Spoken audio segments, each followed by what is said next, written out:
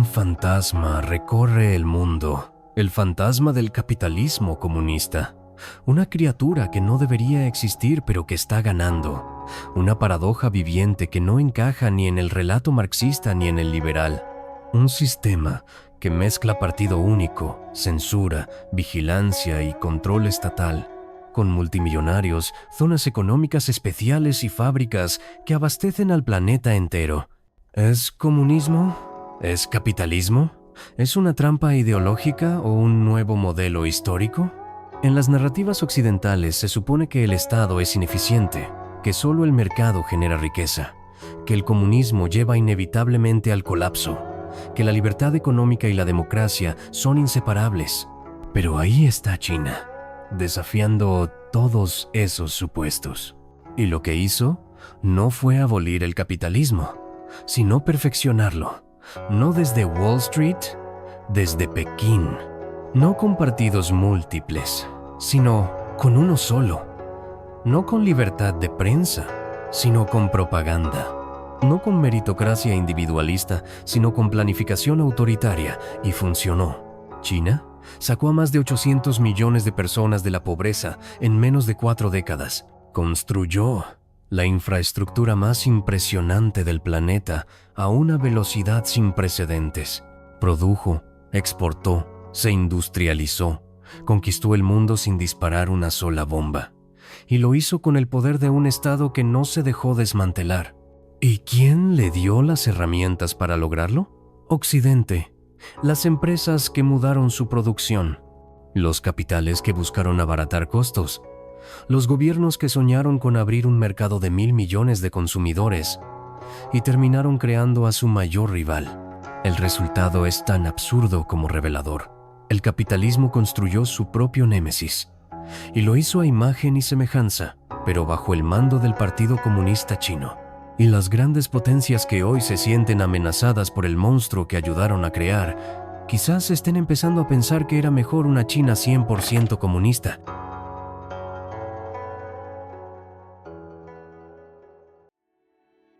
Durante siglos, Occidente contó la historia del mundo como si empezara en Grecia, pasara por Roma y culminara en Europa. Pero mientras en Europa aún se cazaban brujas o se debatía si la Tierra giraba alrededor del Sol, China ya era una civilización milenaria, con ciudades planificadas, sistemas burocráticos estables y un pensamiento filosófico profundamente desarrollado. Los primeros registros dinásticos datan de la dinastía Shang, que existió de 1600 a 1046 a.C., con una cultura del bronce avanzada y una escritura ya plenamente formada. Más tarde, la dinastía Zhou, entre 1046 y el 256 después de Cristo, sentó las bases ideológicas del sistema imperial chino, introduciendo el concepto del mandato del cielo, una legitimidad divina que podía perderse si el gobernante se volvía tiránico. Fue durante el período de los reinos combatientes entre el 475 y el 221 a.C. cuando florecieron las ideas que marcarían a toda Asia durante siglos. Confucio, Laozi, Mozi, Mencio y muchos más debatían sobre la ética, el poder, la armonía social y el orden cósmico, filosofías que influirían no solo en China, sino en Japón, Corea y Vietnam. Mientras en Occidente apenas emergía la filosofía griega, China ya tenía su propia ilustración. La dinastía Han, entre el 206 a.C. y el 220 de la Era Común, consolidó el sistema imperial y extendió la influencia china hasta Asia Central.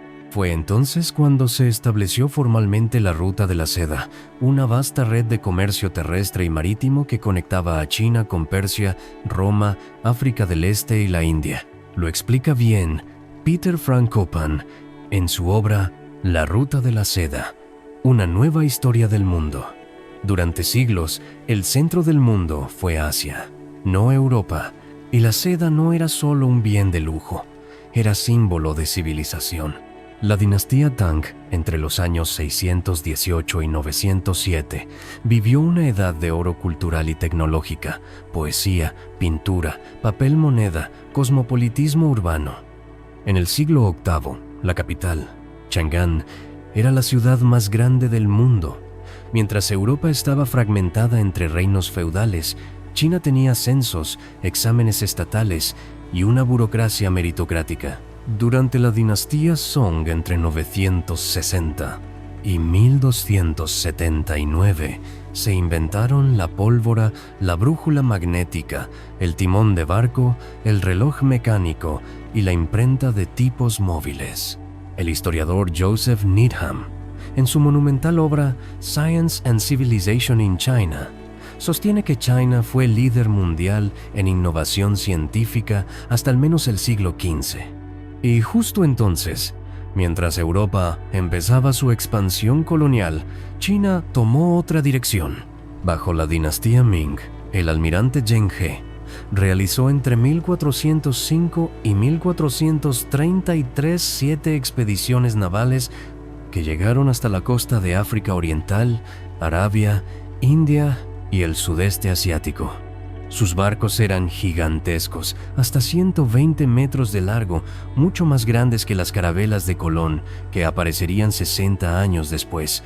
Pero tras esas expediciones, la corte decidió retirarse. Destruyeron los barcos, prohibieron viajes lejanos y cerraron las puertas al exterior. El sinólogo Rey Huang, en su obra 1587, un año extraordinario en la historia de China, describe esta decisión como una retirada voluntaria del mundo. China no fue derrotada, se replegó y al hacerlo, dejó espacio para la expansión de Europa. Mientras Portugal colonizaba África y España conseguía sus recursos en América, China se encerraba en sí misma.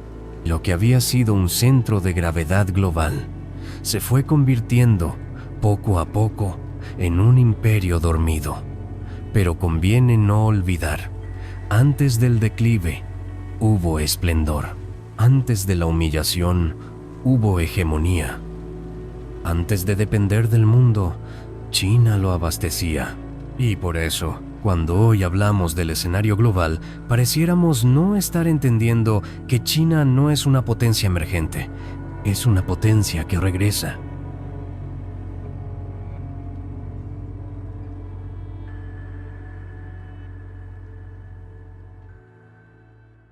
Durante siglos, China fue autosuficiente. No necesitaba nada de Europa. Y eso, para Occidente, fue intolerable. En el siglo XVIII, bajo la dinastía Qing, el comercio exterior chino estaba estrictamente regulado. Los europeos solo podían comerciar en el puerto de Cantón, hoy Guangzhou, bajo la vigilancia de funcionarios imperiales. ¿Y qué quería Europa de China? Todo. Té, seda, porcelana, especias, medicina, arte. ¿Y qué quería China de Europa? Absolutamente nada. Este desequilibrio comercial se convirtió en una obsesión, especialmente para Gran Bretaña, que en pocos años se vio drenando plata para pagar el té chino que los aristócratas y burgueses ingleses no podían dejar de consumir, pero esto no se entiende sin ver la estructura que estaba detrás. Porque lo que vino después no fue un exceso ni una anomalía, sino el resultado directo de un sistema que no sabe detenerse. El capitalismo, como sistema, el capitalismo no tolera límites, no puede. Vive de romper fronteras, abrir mercados, capturar recursos, maximizar beneficios. Y cuando un territorio no se deja integrar voluntariamente a la lógica del capital, la respuesta es simple: la violencia. Por eso, la solución británica al problema del desequilibrio no fue diplomática, fue económica, comercial y brutal. La Compañía Británica de las Indias Orientales, una empresa privada con ejército propio, empezó a traficar opio desde la India hacia China, a gran escala y con respaldo del gobierno británico. En 1833, El Parlamento británico revocó el monopolio comercial de la compañía sobre China, pero no prohibió el comercio de opio, pese a que ya era ampliamente conocido su efecto devastador. La estrategia fue muy efectiva. Millones de adictos, descomposición social, caída de la productividad, corrupción masiva. China intentó frenar el desastre. En 1839, el comisionado imperial Lin Sexu confiscó y destruyó más de 20 cajas de opio británico en el puerto de Cantón. Un gesto de dignidad que Gran Bretaña convirtió en casus belli. En 1840, varios miembros del Parlamento justificaron la guerra contra China por la protección de los intereses comerciales británicos, es decir, por el derecho a seguir comerciando opio.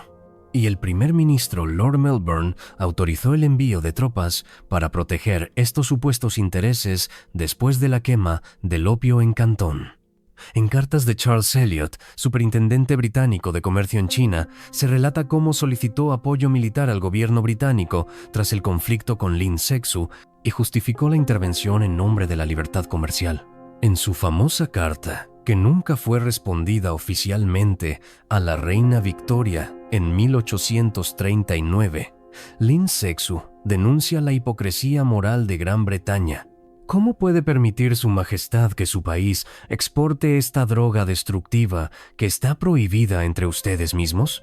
Esta carta ha sido rescatada y publicada en múltiples antologías históricas. El historiador británico Jack Beeching, en su obra The Chinese Opium Wars de 1975, sostiene con claridad que el gobierno británico aceptó como legítimo el derecho de sus súbditos a vender opio en China y usó el poder militar del Estado para asegurar ese comercio.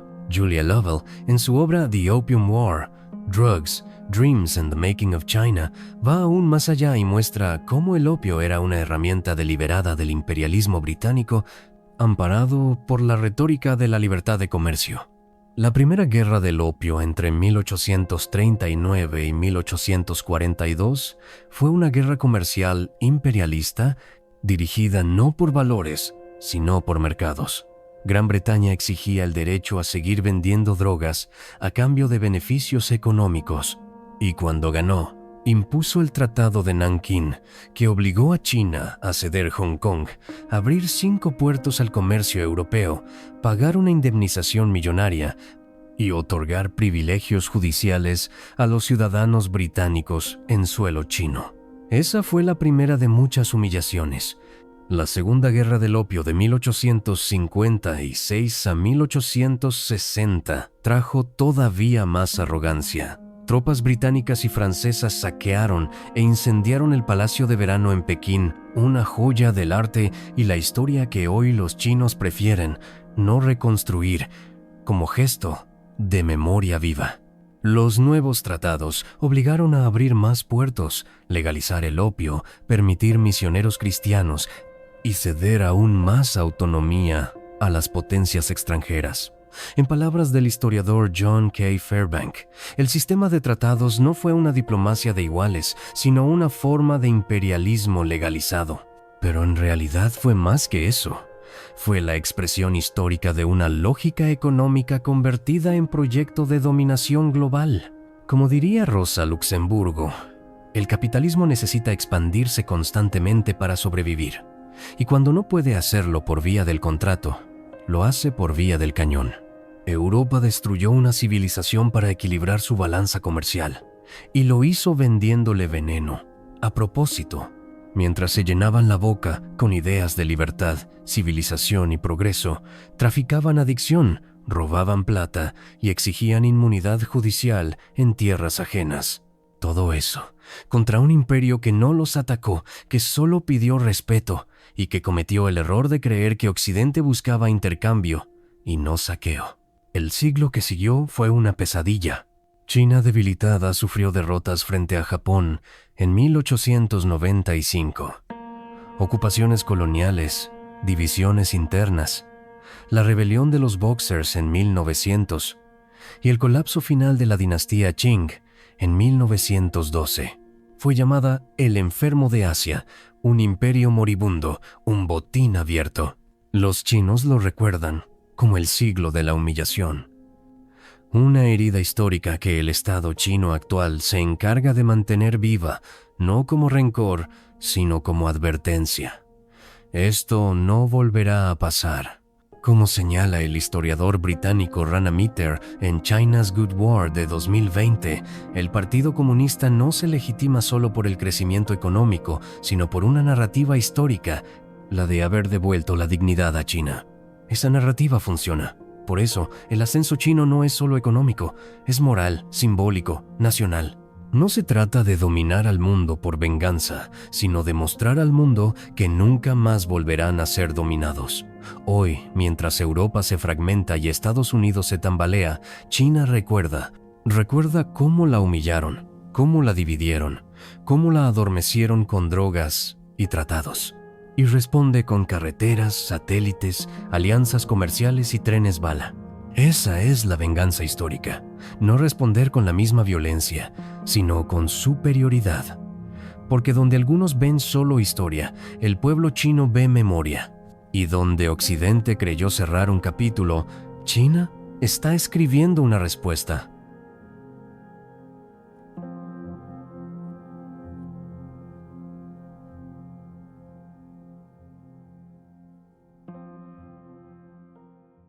La bandera es roja. El partido se llama comunista. Y el presidente cita a Marx en sus discursos. Pero si uno rasca apenas la superficie, lo que aparece no es el comunismo, sino algo muy distinto. Hoy, China tiene más de 100 millones de miembros en su partido comunista. Pero también tiene empresas privadas, multimillonarios, propiedad intelectual, zonas francas, bolsas de valores y unicornios tecnológicos. ¿Qué es entonces el comunismo chino? ¿Un disfraz? ¿Una traición? ¿Una evolución? La respuesta no es simple, porque lo que existe hoy en China no es comunismo marxista ni capitalismo liberal. Es un sistema híbrido, contradictorio y brutalmente eficaz. Capitalismo de Estado bajo control unipartidista. Este modelo comenzó en 1978 bajo el liderazgo de Deng Xiaoping, el arquitecto de las reformas que abrirían a China al mundo. Deng resumía su pragmatismo en frases como: no importa si el gato es blanco o negro, mientras case ratones. Lo que hizo fue conservar el poder central del partido, pero permitiendo el desarrollo de una economía de mercado, con zonas económicas especiales, apertura al capital extranjero y un impulso brutal a la industrialización. El resultado fue un experimento sin precedentes. Una dictadura política que libera parcialmente su economía, pero sin ceder el control ideológico. Las grandes empresas chinas pueden cotizar en bolsa, pero deben tener células del partido en su interior. Los empresarios pueden enriquecerse, pero deben alinearse con los intereses del Estado. Las plataformas digitales pueden crecer, pero solo mientras no desafíen el poder central. El mercado existe sin ser libre, pero tampoco es comunista.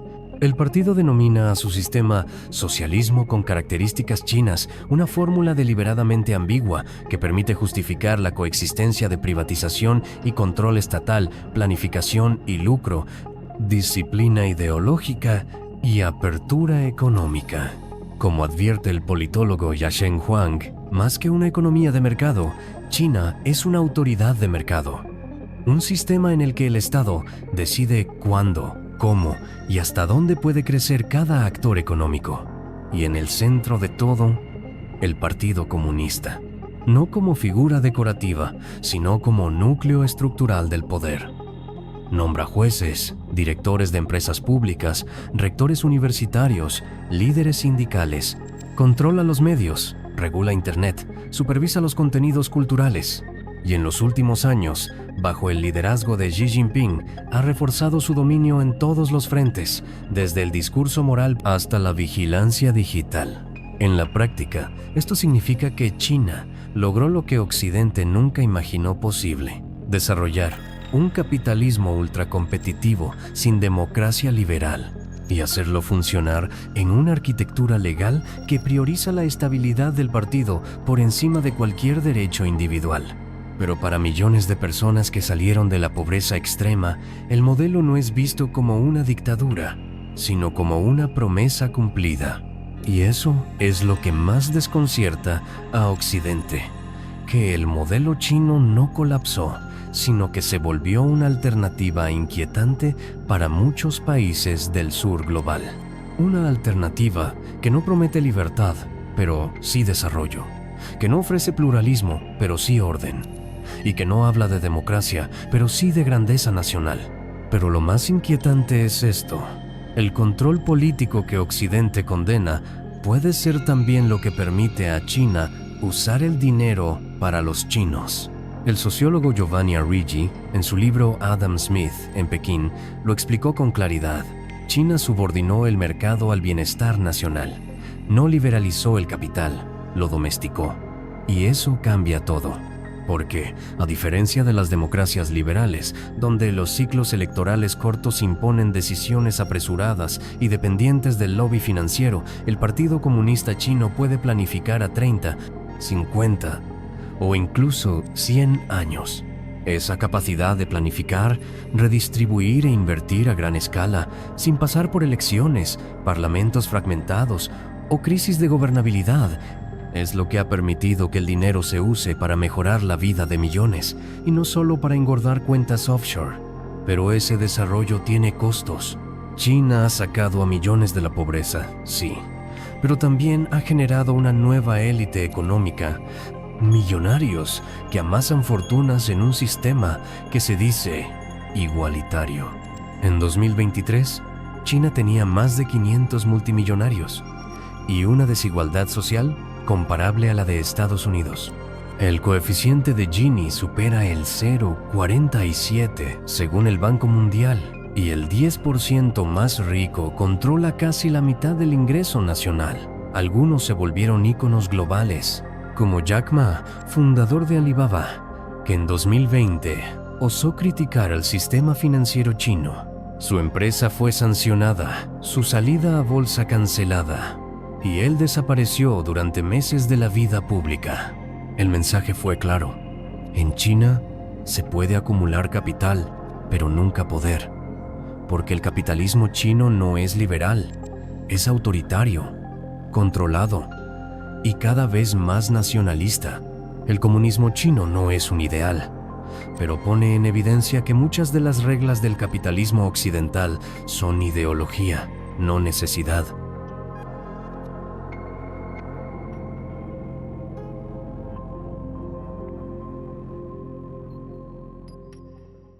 China no conquistó el mundo, no envió ejércitos, no impuso tratados, no bombardeó ciudades, solo ofreció lo que el capital más desea: mano de obra barata, infraestructura eficiente y cero trabas sindicales.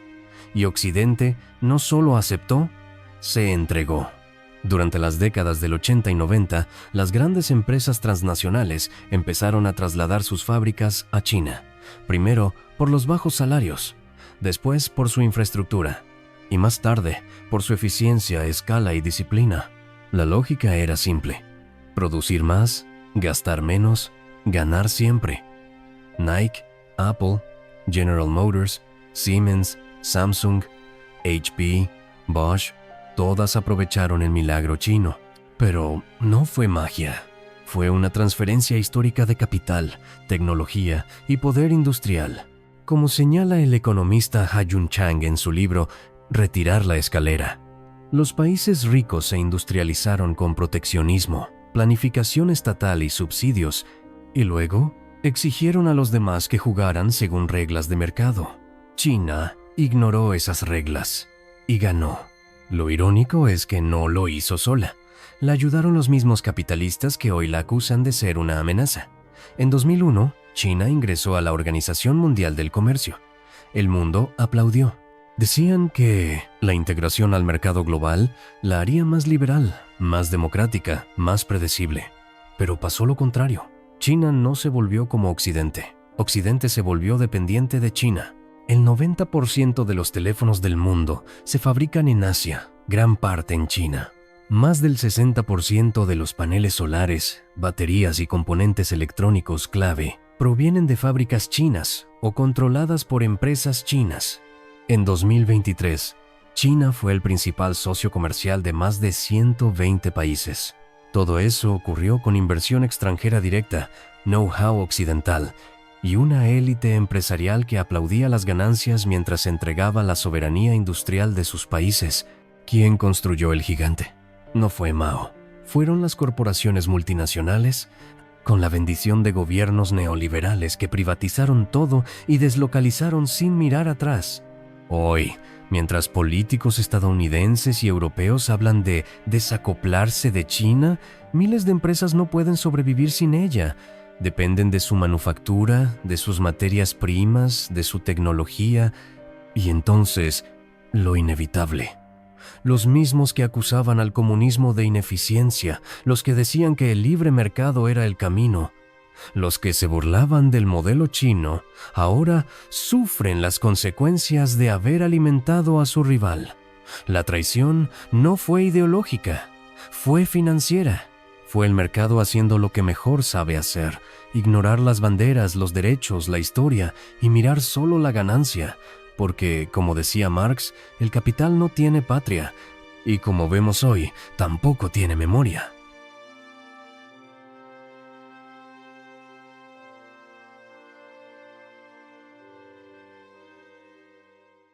El mundo puede discutir si China es o no comunista, puede cuestionar su falta de libertades, su autoritarismo, su censura, pero hay algo que ni sus críticos más feroces pueden negar. Funciona. Desde 1978 hasta hoy, más de 800 millones de personas salieron de la pobreza extrema en China. Es la mayor reducción de pobreza en la historia de la humanidad, no por donaciones, no por ONGs, no por caridad internacional, por planificación, por infraestructura, por inversión pública. China pasó de ser un país agrario y empobrecido a convertirse en la segunda economía más grande del mundo, líder en exportaciones, en producción industrial, en energías renovables y cada vez más dominante en sectores clave, como inteligencia artificial, trenes de alta velocidad, biotecnología o telecomunicaciones. Tiene la red ferroviaria de alta velocidad más extensa del planeta, más de 40.000 kilómetros. Construida en menos de 15 años, mientras países como Estados Unidos o el Reino Unido ni siquiera logran modernizar una sola línea sin retrasos y sobrecostos. En 1990, Shenzhen era una aldea de pescadores. Hoy es una megaciudad tecnológica, sede de gigantes como Huawei, Tencent o DJI. No es una excepción, es el modelo. El Estado chino no solo planifica, ejecuta, corrige, impone, avanza y lo hace con una velocidad que el mundo democrático apenas puede imaginar, porque no necesita negociar con partidos, con lobbies, con medios, con encuestas.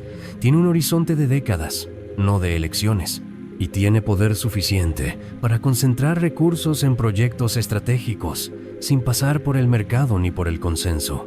Como señala el investigador Eric Lee en su charla TED de 2013, China no copia el modelo occidental, lo adapta, lo subvierte y luego lo supera. Y lo está haciendo. Mientras las democracias liberales se paralizan en crisis de gobernabilidad, China construye, exporta, conecta. Y si existe censura, vigilancia, disciplina autoritaria o represión selectiva, el resultado, para millones de personas, ha sido una mejora real y visible de sus condiciones de vida. Y esa es la verdadera amenaza que representa China para Occidente. No que sea brutal, sino que sea eficaz. Porque si un régimen autoritario puede sacar de la miseria a cientos de millones, construir ciudades, innovar tecnológicamente, dominar sectores estratégicos, entonces, ¿qué dice eso sobre los modelos que nos vendieron como únicos? ¿Qué dice sobre las promesas incumplidas del neoliberalismo? La eficiencia de China no prueba que su sistema sea justo, pero sí prueba que el nuestro no lo es, y además que es sumamente ineficiente.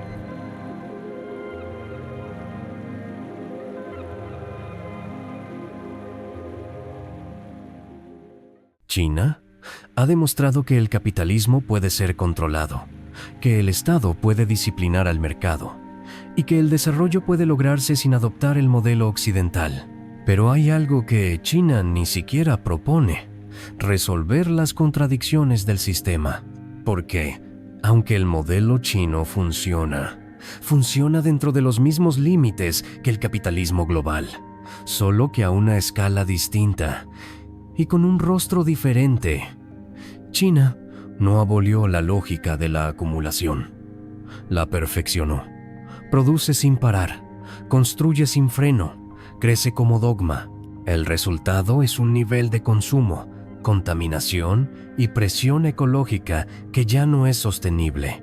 Según el Global Carbon Project, China es el mayor emisor de dióxido de carbono del mundo, responsable de más del 30% de las emisiones globales. Aunque ha liderado también el desarrollo de energías renovables, su crecimiento sigue siendo intensivo en carbón, cemento, acero, transporte. Como señala el investigador Ming-Chi Lee en su obra China and the 21st Century Crisis, China no representa una alternativa al capitalismo global, sino su forma más acelerada y centralizada. Porque incluso con planificación estatal, China no busca frenar la lógica de la expansión infinita, sino administrarla con eficacia. Y eso tiene consecuencias: desigualdad creciente entre regiones urbanas y rurales, contaminación masiva de aire, agua y suelos, dependencia de un modelo de crecimiento orientado a la exportación, vigilancia tecnológica masiva y erosión de la vida privada, y un sistema político sin canales reales de participación ciudadana. En China hay menos pobreza, pero también hay menos libertad. No solo libertad de expresión, sino libertad para disentir, para organizarse, para decidir. Y esa ecuación es peligrosa, porque cuando un modelo depende de la eficiencia autoritaria, cuando el éxito económico justifica el control político, entonces la crítica se convierte en traición y la obediencia en virtud de Estado. China no propone una revolución anticapitalista, propone un capitalismo más eficaz, más controlado, más disciplinado. Y eso, para quienes soñaban con una alternativa real, no es una esperanza, sino un nuevo callejón sin salida. Porque el modelo chino no plantea la abolición del capital, ni la construcción del poder popular, ni la redistribución radical de la riqueza. No habla de comunas, ni de democracia económica, ni de autogestión. Habla de orden, grandeza nacional, orgullo, prosperidad, pero siempre desde arriba. ¿Y eso lo convierte en un modelo potente? Sí, pero también profundamente limitado. Una superpotencia que no quiere cambiar el mundo, sino conquistarlo con las mismas reglas que lo llevaron al desastre, solo que mejor aplicadas.